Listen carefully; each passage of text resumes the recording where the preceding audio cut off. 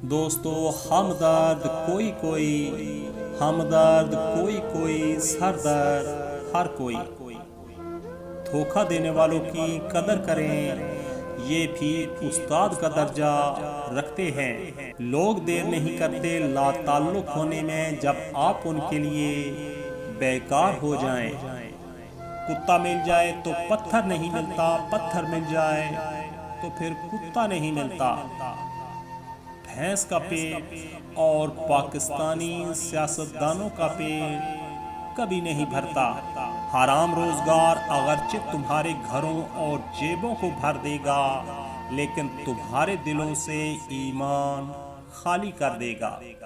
इंसान जब मुनाफिकत की सीढ़ियां चढ़ना शुरू कर देता है तो उसे झूठ की आदत हो जाती है। याद रखना, किसी का सकून छीनकर इबादतों से कफारा अदा नहीं किया जा सकता। सबके हाथों में वक्त रहता है, वक्त फिर भी किसी के पास नहीं। वक्त बीत जाने के बाद कदर की जाए, वक्त बीत जाने के बाद कदर की जाए तो वो कदर नहीं, अफसोस कहलाता है।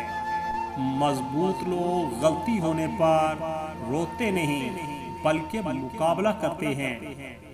एक अक्लमंद से पूछा गया कि गुस्सा क्या है। खूबसूरत जवाब मिला, दूसरों की गलती की सजा खुद को देना।